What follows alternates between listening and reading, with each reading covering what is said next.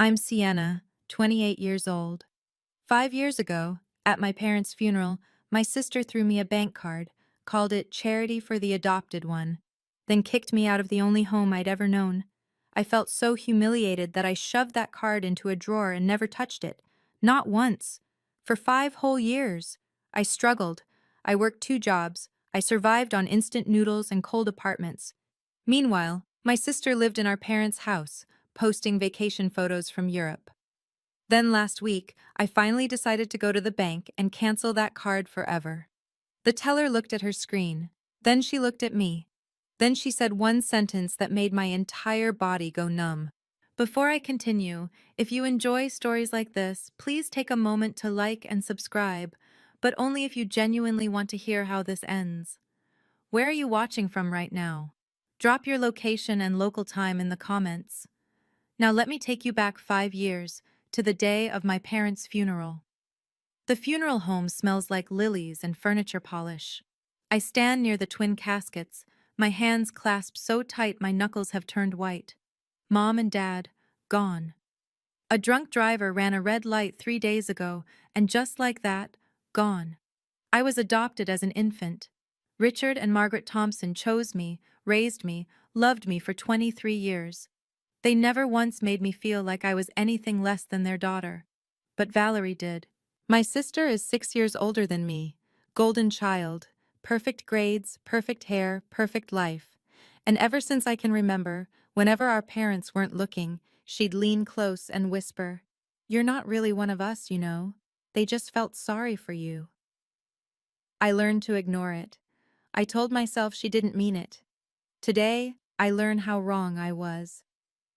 Sienna. Valerie's voice cuts through my grief. She's standing by the front row of chairs, her black dress impeccable, her makeup flawless despite the occasion. "You're sitting back there," she points to the third row. "But," I start. "Front row is for immediate family." Her smile doesn't reach her eyes. "You understand." I feel the stares. Aunt Patricia, Mom's younger sister, frowns and starts toward us. "Valerie, what are you—" "It's fine, Aunt Patty." Valerie's voice is sweet as arsenic. "I've arranged seating according to the funeral director's recommendation. Immediate family first, then extended relatives." She looks at me when she says extended. Aunt Patricia opens her mouth to argue, but her husband tugs her arm. She gives me an apologetic look and sits down. I walk to the third row alone. The service begins, and I cry silently while strangers pat my shoulder and call me the poor adopted girl. I have never felt more alone in my life. 3 days after the funeral, my phone rings. "Ms. Thompson, this is Harold Whitman's office. We're calling to confirm your attendance at the will reading tomorrow at 10 a.m. Before I can respond, Valerie appears in the hallway. She'd insisted I stay at the house until we sort things out. Now I understand why. "Who's that?" she asks. "The lawyer's office. About the will reading." Valerie takes the phone from my hand. "Hello?" "Yes, this is Valerie Thompson Hartley. My sister won't be attending." She pauses. "Because only legal beneficiaries need to be present. Thank you." She hangs up. "Valerie, I have every right to—" "Sienna." Her voice is patient, like she's explaining something to a child. "The lawyer said only people named in the will need to attend. You're not named. Mom and Dad left everything to me." My throat tightens. "How do you know that?" "Because I'm their daughter." She says it so simply, so finally. Their real daughter. I want to argue. I want to call the lawyer myself. But Valerie is already walking away, and I'm too broken to fight. The next evening, she comes home with a smile I've never seen before. Satisfied. Triumphant. "The house is mine," she announces. "All the investments, the savings accounts, everything. They left it all to me." I grip the kitchen counter. "And me? They left me nothing?" Valerie reaches into her purse and pulls out a plain white envelope. Inside is a single bank card. She tosses it onto the counter like it's trash. "This had your name on it. Probably an old account they forgot to close. The lawyer said it's likely empty." She shrugs. "Consider it their last gift to you. A participation trophy. I pick up the card. My hands are shaking. The next morning, Valerie stands in my bedroom doorway. You have 24 hours to move out. I look up from the box I'm packing. What? This is my house now, Sienna. Legally. I don't have to let you stay here. Valerie, please. I hate how my voice cracks. Just give me a week. I need to find an apartment, figure out 24 hours. She checks her watch. Starting now. I spend the next hour calling everyone I can think of. Aunts, uncles, cousins, anyone who might take me in, even temporarily. The responses are all the same. Oh, sweetie, we'd love to help, but we don't want to get involved in family disputes. Valerie said you were being difficult about the inheritance. Maybe you should just accept what your parents decided. I heard you demanded half the house, even though you're just the adopted one. That's not very grateful, is it? By the fifth call, I understand. Valerie has been busy. She's already told everyone her version of events, and they believe her. Aunt Patricia is my last hope. Chao Gai, she says softly. She always calls me that. It means niece in Vietnamese, something she picked up from a college roommate. I want to help you, I really do, but your uncle says we can't get involved. We're having our own money troubles right now. I understand, Aunt Patty. Sienna, listen to me. Her voice drops. Something isn't right about all this. Your mother would never… She stops. Just don't throw anything away, okay? Keep everything they gave you. I don't understand what she means, but I nod anyway. I will. That night, I tuck the bank card into my purse. Not because I think it's worth anything, but because it's the last thing with my name on it that my parents touched. Exactly 24 hours later, Valerie arrives with a locksmith. I'm still packing when she walks into my room with 2 large garbage bags. Time's up. I just need another hour. You've had your time. She starts grabbing things from my dresser, photos, jewelry, books, and shoving them into the bags. Whatever isn't out in 10 minutes goes to Goodwill. I scramble to save what I can. My baby photos, Mom's handwritten recipe cards, a pressed flower from Dad's garden. Valerie watches me with her arms crossed. You know, she says, you should be thanking me. 23 years of free housing, free food, free education. Most adopted kids don't get half of what you got. I don't respond. I can't. The locksmith finishes changing the locks. He looks uncomfortable, avoiding my eyes as I drag my suitcase past him. Outside, I see Mrs. Patterson from next door watching through her window. Mr. Reeves is pretending to water his lawn. A teenager across the street has his phone out, recording. Valerie follows me onto the porch. Just so we're clear, she says loudly, clearly performing for the neighbors, I don't have any obligation to support someone who isn't family. Mom and Dad are gone. There's no reason for us to pretend anymore. I turn to look at her one last time. My sister. The girl who used to push me off swings and blame me for broken vases. The woman who waited until our parents were buried to show her true face. Goodbye, Valerie. She doesn't respond. I walk down the driveway with a suitcase in one hand and a trash bag in the other. 23 years of my life, reduced to what I can carry. The bank card is still in my purse. I don't know why, but I can't bring myself to throw it away. 6 months later. I live in a studio apartment in a part of town I never knew existed. The walls are thin enough to hear my neighbor's TV. The heater works maybe half the time, but it's mine. I pay for it myself. Every morning at 5 a.m., I clock in at the coffee shop. I work the register, make lattes, clean the espresso machine when it jams. At 3 p.m., I clock out and walk 4 blocks to a restaurant where I wash dishes until midnight. I eat employee meals. I buy groceries from the discount bin. I haven't bought new clothes since I left that house. Some nights, when the exhaustion gets too heavy, I sit on my mattress and cry. I miss my parents. I miss the smell of Mom's cooking and the sound of Dad humming while he read the newspaper. I miss being someone's daughter. I don't miss Valerie. The bank card sits in my nightstand drawer, still in its envelope.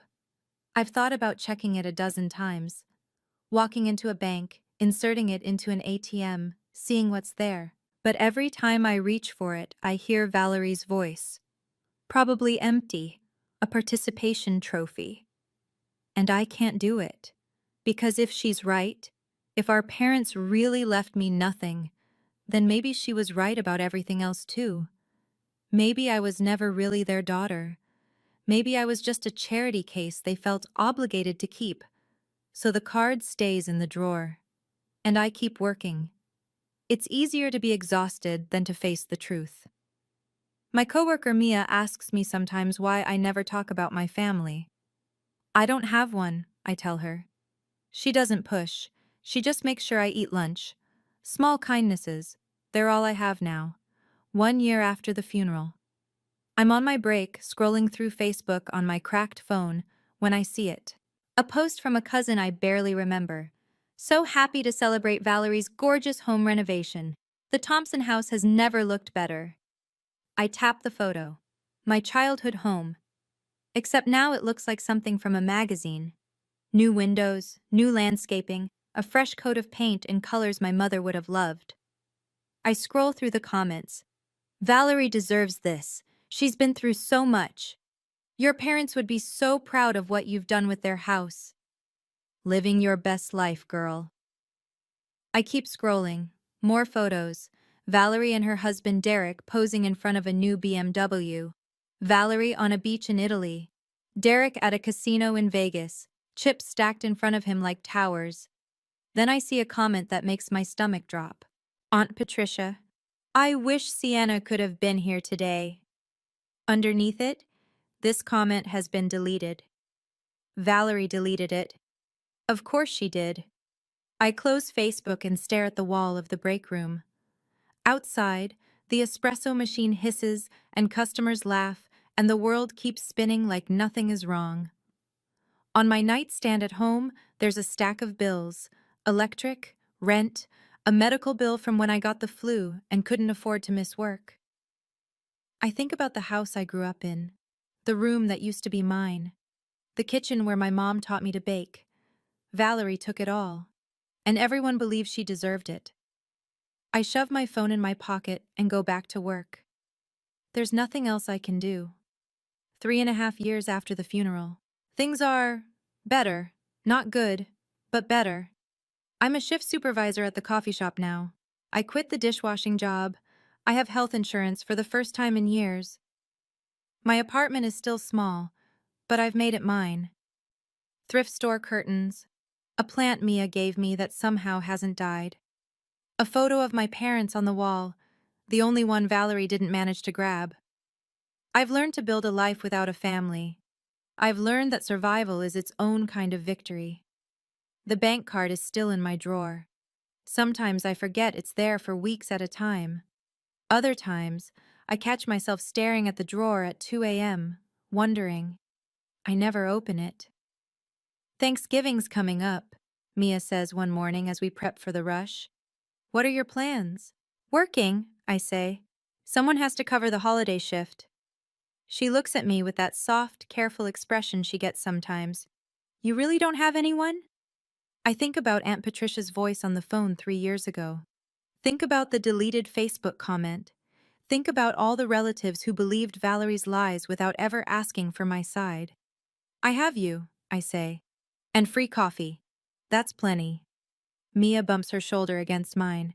Well, I'm making a turkey this year. You're coming over after your shift. I smile. It still feels unfamiliar on my face, but it's real. Okay. That night I pass by the drawer and think about the card again. Maybe I should just throw it away. Finally let go of the past. But something stops me. Aunt Patricia's voice. Don't throw anything away. I leave the card where it is. I'm not ready. Not yet. I know some of you watching right now have been through something similar. Maybe your family treated you like you didn't belong. Maybe they chose money over love. If you're still here with me, comment strong below. Just so I know I'm not alone in this. And if you want to find out what happened when I finally decided to deal with that card, keep watching, because everything is about to change. 4 years after the funeral, I come home from work to find an envelope in my mailbox. Thick, cream-colored, expensive. The return address reads, Law Offices of Harold Whitman, Esq. I almost throw it away. I assume it's junk mail, or worse, some kind of legal notice about debts I don't know I have. But something makes me open it. Dear Ms. Sienna Thompson, this matter concerns the estate of Richard and Margaret Thompson. It is urgent that you contact our office immediately. There are time-sensitive issues regarding assets that were designated specifically for you. I have attempted to reach you through multiple channels over the past 4 years without success. Please call at your earliest convenience. Regards, Harold Whitman, attorney at law. I read it 3 times. Assets designated for me? That can't be right. Valerie said I wasn't in the will. Valerie said everything went to her.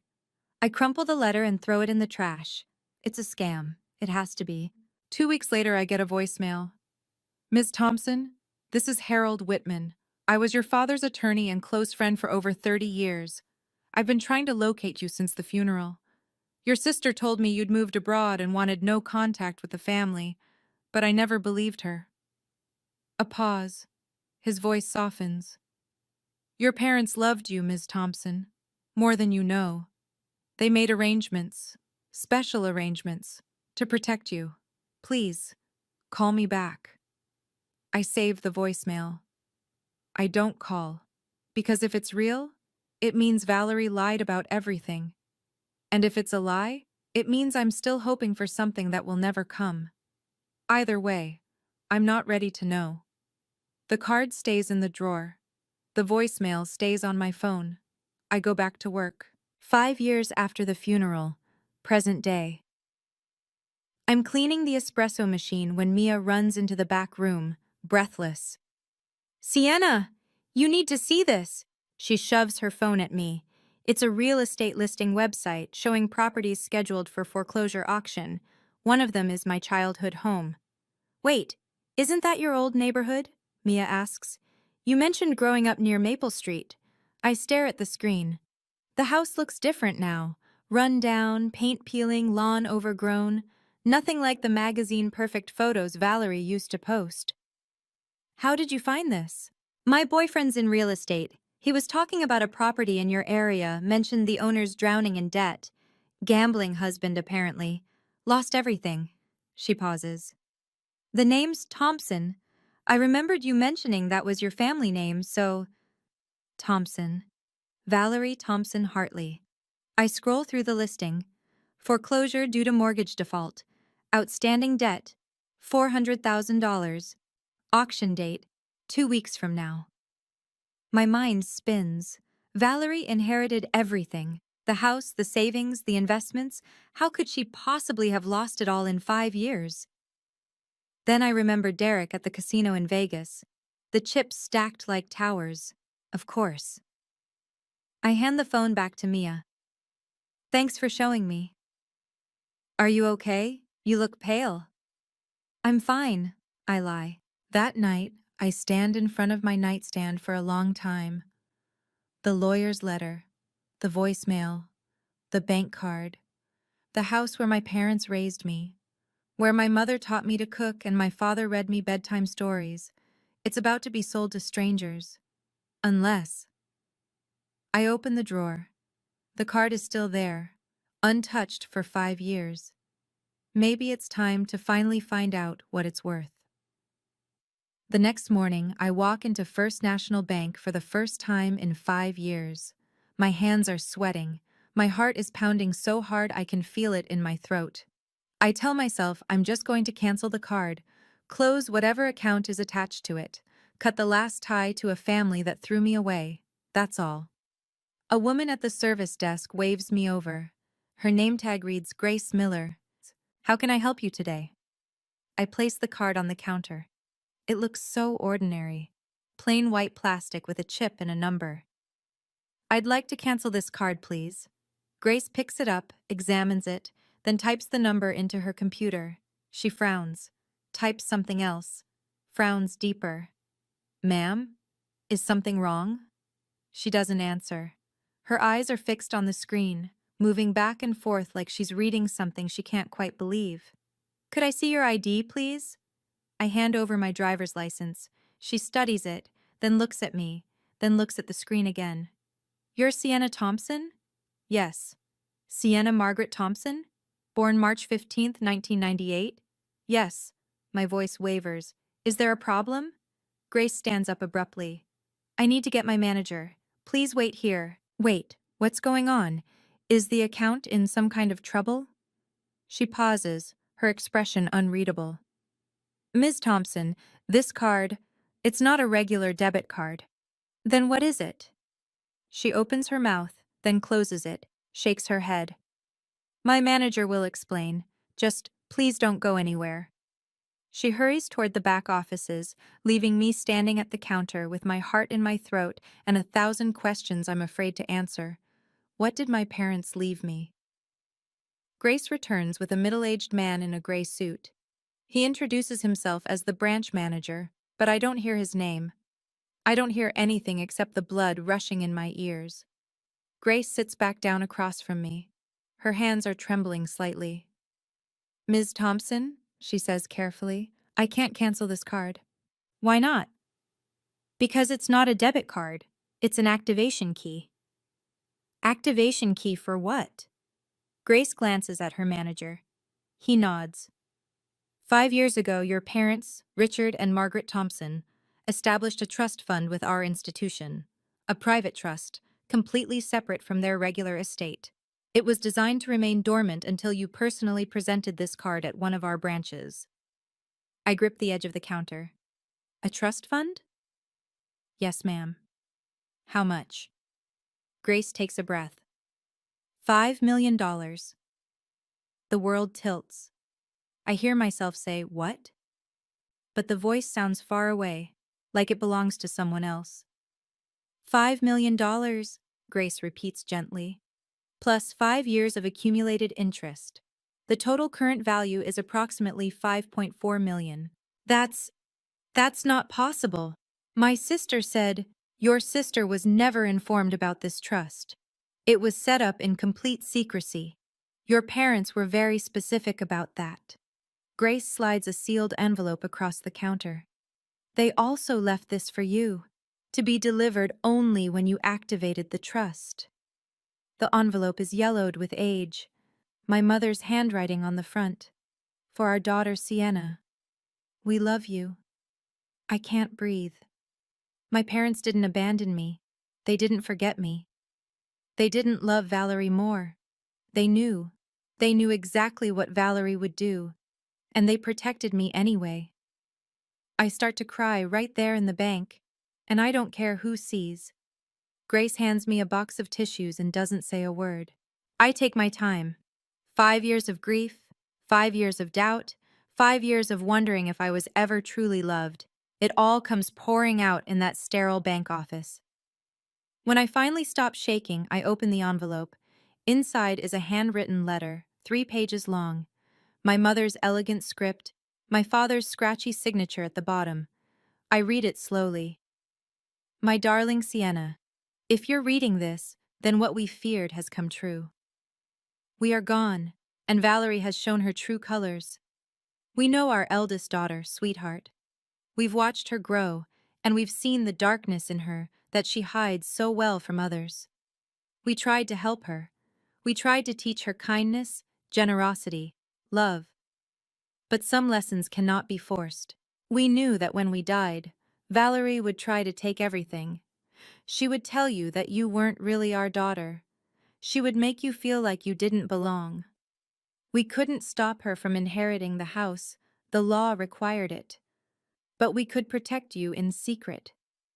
This money isn't charity, Sienna. It's not pity. It's not guilt. It's love. You are our daughter, not because of blood, but because we chose you. Because you grew in our hearts the way other children grow in their mother's wombs. Because watching you become the woman you are has been the greatest joy of our lives. Don't let Valerie make you forget that. Don't let anyone make you forget that. We love you, baby girl. We always have. We always will. Forever yours, Mom and Dad. I press the letter to my chest and cry again. But this time, the tears aren't grief. They're gratitude. That evening, I call Harold Whitman. He picks up on the second ring, like he's been waiting by the phone for 5 years. Ms. Thompson? His voice is warm, relieved. Thank God. You knew about the trust. I helped your father set it up. He came to me 6 months before the accident, said he needed to protect you from Valerie. He knew what she was capable of. I sink onto my bed. Why didn't you tell me sooner? I tried. Frustration creeps into his voice. Right after the funeral, I called the house. Valerie answered. She said you'd moved overseas, that you wanted nothing to do with the family or the estate. She said if I contacted you again, she'd file a harassment complaint. And you believed her? No. That's why I kept trying, but every address I found for you turned out to be wrong. Every phone number was disconnected. It was like you'd vanished. I think about those first months after being kicked out, moving from temporary housing to temporary housing, changing phones because I couldn't afford the bills, never updating my address with anyone because I had no one to update. Valerie didn't just kick me out, she erased me. There's something else you should know, Harold says. The trust was designed so that only you could activate it, by presenting that card in person. Your parents knew Valerie might find out about it somehow, might try to access it herself. This way, it was impossible. They thought of everything. They loved you, Sienna. Everything they did to protect you. I'm quiet for a long moment. Then I tell him about the foreclosure auction, about my childhood home about to be sold to strangers. I want to buy it back, I say. Harold doesn't hesitate. I'll make the arrangements. 2 days before the auction, Harold and I meet at his office. He slides a folder across his desk. The property details. Minimum bid is set at $350,000, but given the location and condition, it could go higher. How high? Hard to say. Maybe 500,000–600,000 if there's serious interest. I think about the number Grace told me at the bank. $5.4 million. I can afford that. Harold nods slowly. You can. But Sienna, I need to ask, are you sure this is what you want? You could buy a new house anywhere. Start fresh. You don't have to face your sister. That house is where my parents raised me. It's where my mother taught me to make her chicken pot pie. It's where my father would stay up late helping me with homework even though he had work the next morning. My voice cracks. Valerie doesn't get to take that from me. Not anymore. Harold studies my face for a long moment. The auction is public, he says finally. Valerie will be there. She still owns the property until the gavel falls. She'll see you. Good. She won't take it well. I know. He leans back in his chair. Your father would be proud of you. The words hit me harder than I expect. I'm not doing this for revenge, I say quietly. I'm doing it because that house is part of who I am, part of who they made me, and I'm not going to let it disappear into a stranger's hands when I have the power to save it. Harold smiles, a small, sad, knowing smile. Then let's get you ready for an auction. For the first time in 5 years, I feel like my parents' daughter again. Okay? This is where everything changes. Before I tell you about the auction, I want to ask, if you were me, would you show up and face Valerie? Or would you let it go and start over somewhere new? Comment yes if you'd confront her, or no if you'd walk away. I made my choice. Now let me tell you what happened when I walked into that room. The auction is held in a conference room at the county courthouse. Folding chairs, fluorescent lights, a podium at the front with a microphone and a gavel. I arrive early, dressed in the nicest clothes I own. A navy blazer I bought at a thrift store last year, pressed slacks, my mother's pearl earrings that I managed to save. I choose a seat near the back. The room fills slowly. Real estate investors with clipboards. A young couple holding hands nervously. A woman in a business suit typing on her phone. And then Valerie walks in. She's changed. Her designer clothes look wrinkled, her makeup hasty, her hair not quite as perfect as it used to be. Derek trails behind her, pale and gaunt, his eyes darting around the room like a cornered animal. They sit in the front row. I watch Valerie's shoulders shake once. Derek puts his hand on her arm, but she shrugs him off. I almost feel sorry for her. Almost. The auctioneer takes his place at the podium, clears his throat. Ladies and gentlemen, we're here today for the foreclosure auction of the property at 247 Maple Street. Valerie sits up straighter. Her knuckles are white around the armrest. Opening bid is $350,000. Do I have $350? A man in the corner raises his hand. $350? Do I have $360? The young couple bids, then the businesswoman, then the man again. The price climbs, $370, $380, $390, $400,000.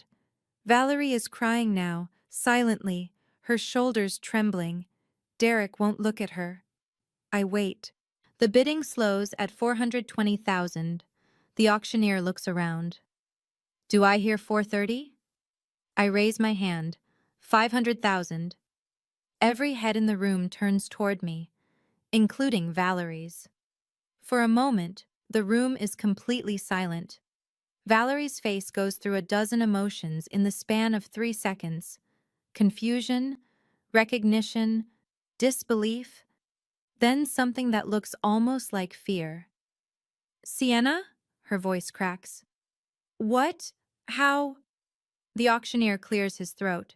Ma'am, we have a bid of $500,000. Do I hear 510? A pause. The businessman in the corner shakes his head. The young couple whispers to each other, then sits back. 510? The auctioneer repeats. Anyone? Silence. Then the businessman raises his hand. 510? I don't hesitate. 600,000. A murmur runs through the room. That's well above market value for a house in that condition. People are staring at me like I've lost my mind. The businessman shakes his head. He's out. The auctioneer looks around one more time. 600,000 going once. Valerie stands up. Wait. Wait. You can't let her. Ma'am, please sit down. This is a public auction. But that's my house. My parents left it to me. The auctioneer's voice turns cold. Ma'am, this property is in foreclosure. You defaulted on the mortgage. It no longer belongs to you. Derek tugs at Valerie's arm. Val, stop. You're making a scene. Going twice. I meet Valerie's eyes across the room. She's crying openly now, mascara running down her cheeks. Sold to the woman in the back for $600,000. The gavel comes down. The room erupts in whispers. I stand up, my legs shaking but my voice steady. For the record, I say, loud enough for everyone to hear. That house was my parents' house. And the money I'm using to buy it? That's from my parents, too. The inheritance they left me, their adopted daughter. Valerie makes a sound like a wounded animal. I walk toward the paperwork table. I don't look back. I'm filling out forms at the clerk's desk when Valerie catches up to me. Sienna, please. I keep writing. Where did you get that kind of money? I sign my name at the bottom of the page. Hand it to the clerk. Then I turn to face my sister. She looks terrible. Mascara smeared, hair disheveled, hands shaking. Behind her, I can see Derek slipping out the door. He doesn't even look back at his wife. Mom and Dad left me a trust fund, I say calmly. A private one. They knew you'd try to take everything, so they hid it. They did, Valerie. They knew exactly who you were. Her face crumples. Sienna, please. I don't have anywhere to go. Derek. She glances toward the door, realizes he's gone. He left. He just left me. I know. You have to help me. I'm your sister.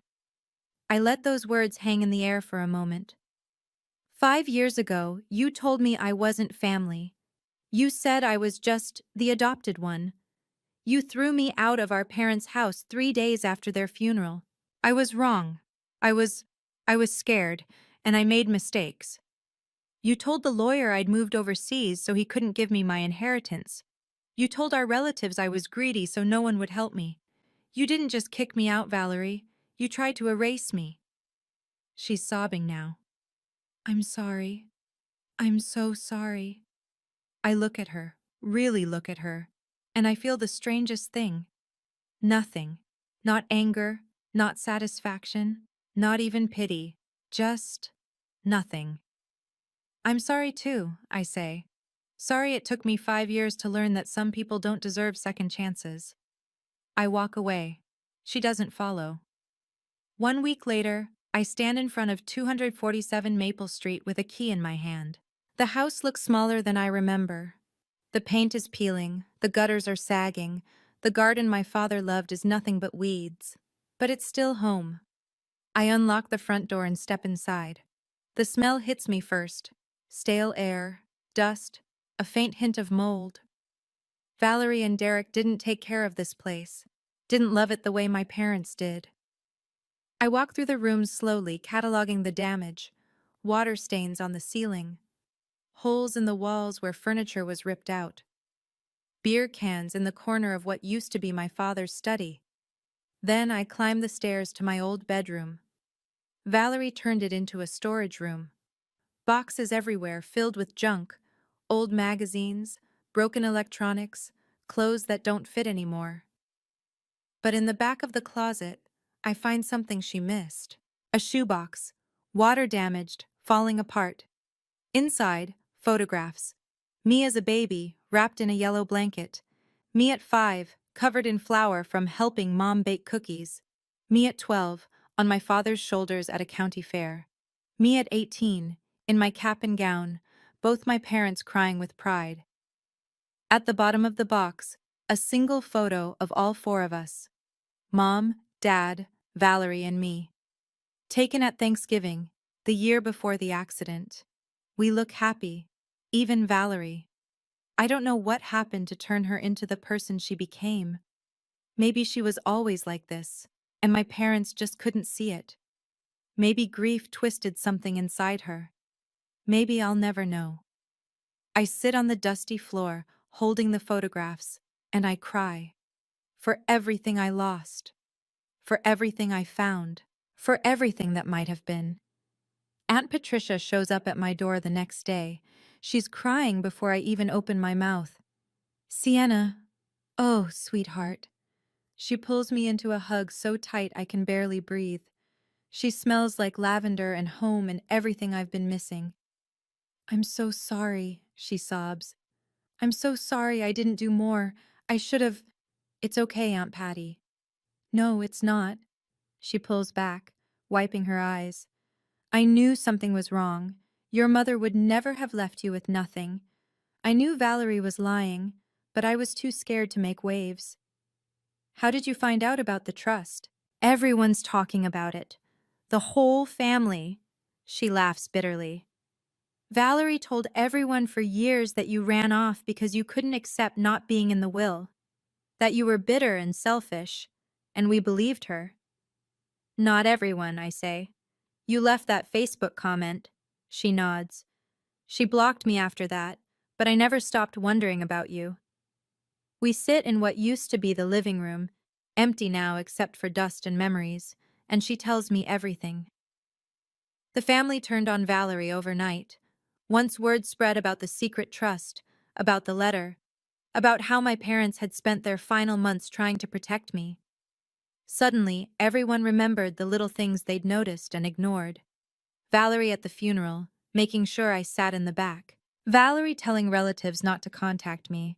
Valerie deleting comments, blocking numbers, spinning lies. She has no one now, Aunt Patricia says quietly. Derek filed for divorce the day after the auction. Her friends stopped returning calls. Even her in-laws want nothing to do with her. I should feel vindicated. Instead, I just feel tired. She did it to herself, I say. Yes, she did. 1 month after the auction.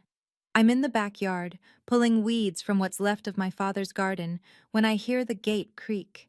Valerie stands at the edge of the property. She looks hollow. Clothes hanging off her frame, hair unwashed, dark circles under her eyes that weren't there a month ago. Sienna. I stand up slowly, pulling off my gardening gloves. What do you want, Valerie? I need help. Her voice cracks. I have nowhere to go. No money. I've been sleeping in my car for 2 weeks. I'm sorry to hear that. Please, just let me stay here, just for a little while, until I get back on my feet. She takes a shaky step forward. I'm your sister. Please.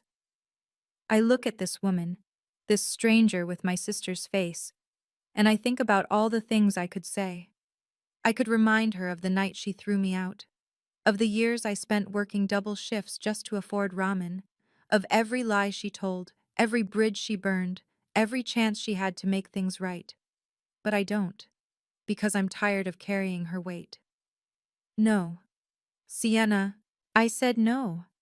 My voice is calm, steady. You're not welcome here, Valerie. Not because I want revenge, but because you've shown me exactly who you are over and over again, and I've finally learned to believe you. You can't do this to me. I'm not doing anything to you. I'm just not saving you from yourself. She starts screaming then, curses, threats, promises that I'll regret this. I walk back to the garden, kneel down in the dirt, and resume pulling weeds. Eventually, her voice fades. When I look up, she's gone. I don't know if I'll ever see her again. I think I'm okay with that. 6 months later. The house looks nothing like it did when I bought it. Fresh paint. A warm cream color my mother would have loved. New windows that let in the afternoon light. A garden full of roses and tomatoes and herbs, just like my father used to grow. I did most of the work myself, learned from YouTube videos and helpful neighbors, made mistakes, fixed them, built something new on the foundation of something old. Tonight, Aunt Patricia is coming over for dinner. Mia, too, with her boyfriend. A few other people I've met along the way, my little makeshift family. Before they arrive, I hang one last picture on the wall. It's the photograph from the shoebox.